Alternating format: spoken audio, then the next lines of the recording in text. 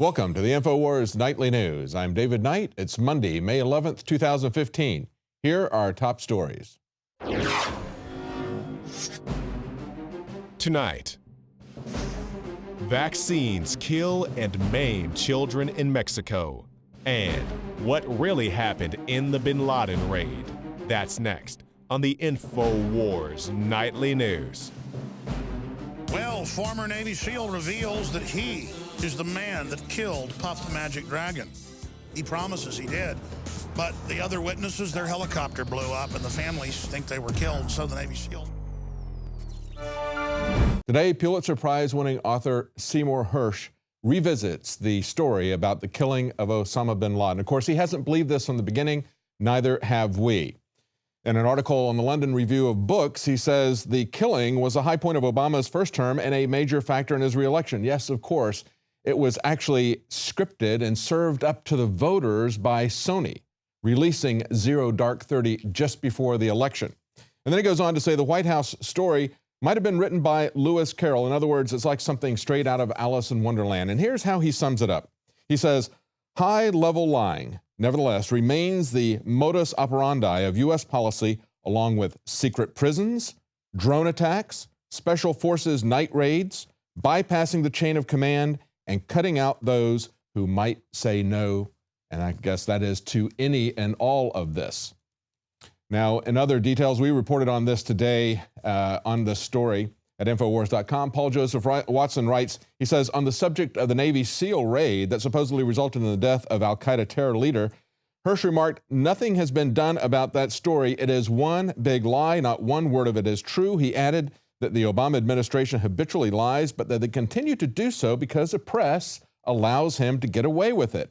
He says, it's pathetic. They are more than obsequious. They are afraid to pick on this guy, meaning Obama. Of course they're obsequious. We can see that in the way they cover Jade Helm. They never want to talk about anything other than it's a conspiracy theory. They don't want to look at the mission of Jade Helm.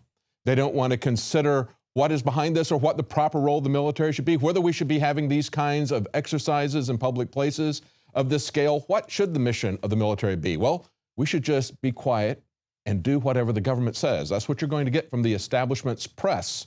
And he points out the White House said that the corpse was immediately buried at sea. And of course, we're going to have some clips here. We're going to play going back a couple of years when we talked to family members of SEAL Team 6 that died shortly after this raid. Of course, it quickly emerged that this wasn't true.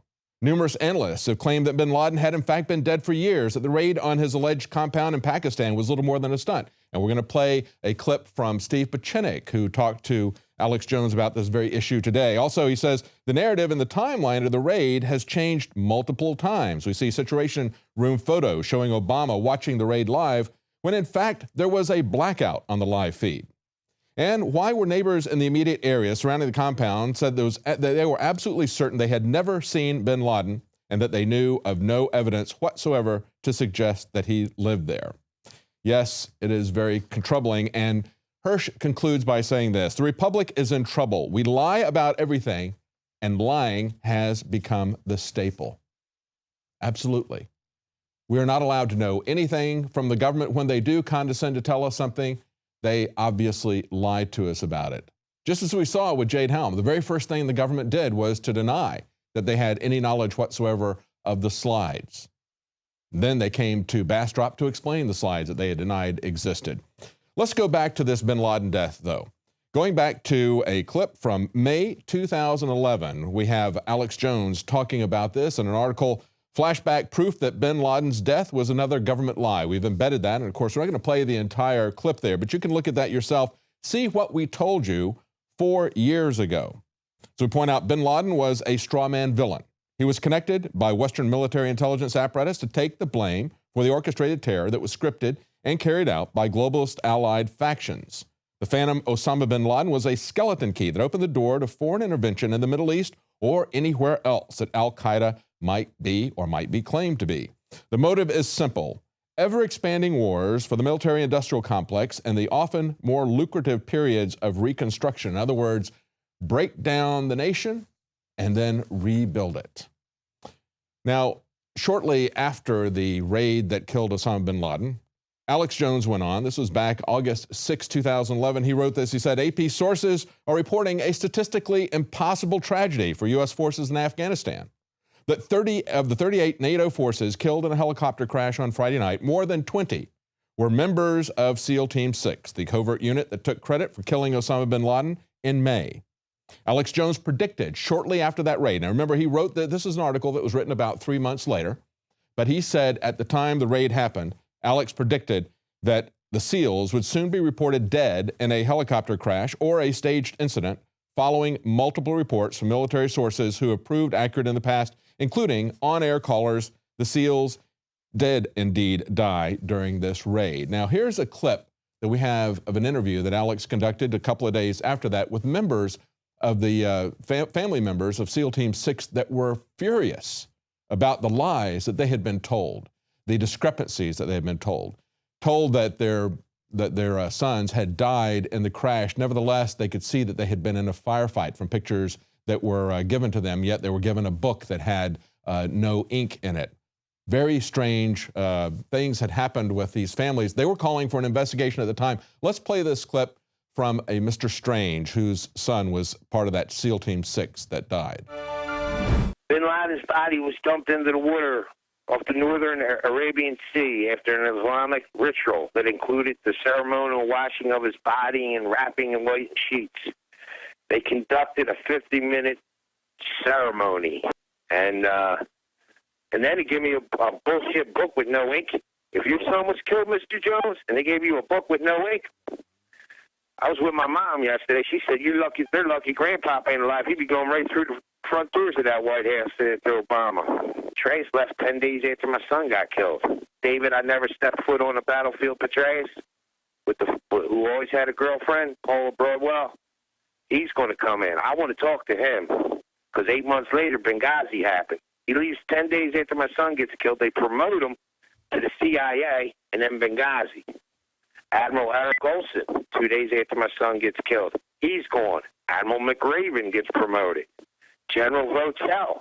All this is in August 2011. Again, as I pointed out just before we ran that clip, Alex had said right after the supposed raid against Osama bin Laden, something like this would happen. We didn't believe the raid was true from the get-go. It was clear from the false details they were giving about the burial at sea. That was total baloney. They've changed their story multiple times in just a couple of days. We knew it was a false narrative. We called it from the very beginning, and unfortunately, that's the way they handled it, taking out SEAL Team 6, people who could contradict their story. That clip where we're talking to the family members, that is after they have been investigating this for 2 years. Now, today we had Steve Pachinik on, and of course, he never bought this from the beginning either. He also believed that Osama bin Laden had died quite some time earlier from his physical condition. Here's what Steve Pachinik had to say today. Well, I've known about Cy Hirsch. We come from the opposite sides of the ideological spectrum, but he's very well versed in intelligence, and he is very accurate. There was no raid. There basically was no stand. The stand-down was, as we said, at Cheney, Bush, Rumsfeld, and basically this is a CIA operation.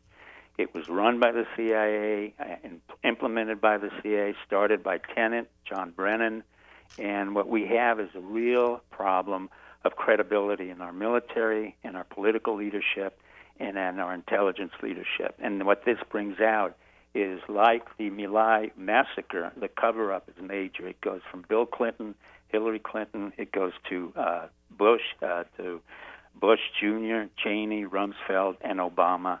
And basically it puts into place Admiral McRaven, who was in charge of the Special Forces, or the SEAL team, who claimed all this nonsense about how well they performed, and then puts into play Admiral Mullen, who was also a liar. I've said it from day one, they were liars. I said they were ineffectual. I said the SEAL teams were blown out of proportion. It was a publicity stunt. And now more than ever, Cy Hirsch has made it very clear. Now, I and Cy Hirsch have not agreed, and I've had a confrontation with him in an intelligence meeting. So for him to come out on our side to basically say the government's lying again and again, this is the key point for your listeners to understand. We have a government that is not legitimate. Obama has lied repeatedly. From the beginning till now, he has lied. Our military has lied. Our intelligence has lied. So we have candidates who are coming in, like Hillary Clinton, who also lied. She was part of it. And again, Steve Pieczenik flatly saying there was no raid. Flatly saying that Bush and Cheney and Clinton and Obama were all lying about all of this. And pointing out the other people who were involved, just as the SEAL's father pointed out that McRaven was lying about what was going on. McRaven, of course, who was head of Special Forces at the time. Again, Steve Pieczenik called him out, said Admiral McRaven, who claimed all this nonsense about how the SEALs had performed. Now understand that General McRaven, who at the time, as I said, was head of Special Forces, in an article back in 2013 from the U.S. Department of Defense, they say, McRaven says, success in human domain is fundamental to special ops. Understand that this is tied essentially to what is going on at Jade Helm. Of course, Jade Helm is nothing new. It is just greater in scope, as well as we see these urban exercises increasing in frequency. But looking at the human domain, to master it, to bring together all of our metadata is fundamental to the mission, said McRaven. And of course, this is back in 2013 when he was commander of U.S. Special Operations. He says, establishing trust with humans who occupy the space is a very key thing. Again, we see that repeated in Operation Jade Helm. He says, building an understanding and trust takes time. But once it's built, we can apply unique capabilities that are designed to assess, analyze, operate, and prevail in population-centric strategies or struggles. In other words, what they are trying to do, as we've said from the very beginning, is a major part of Jade Helm is to get control of local political leaders, to see if they're going to resist, see if they're going to go along. We see that playing out now. And he goes on to say, this is McRaven at the time, any discussion of global special operation forces network is incomplete without including the human domain. He says the power of the network is derived from linking knowledgeable entities that are geographically dispersed. Again, mapping people's political beliefs, mapping where they, what they think about politics, what their religion is, all these different variables, knowing who you are, knowing who you know, following your actions, and then mapping them, as we've said, mapping the human domain. He says, done right, networking enables special operation forces to share information, to collaborate with partners, to develop a shared awareness. Now, understand, everything the government is talking about now in terms of trying to control the internet is all about information sharing.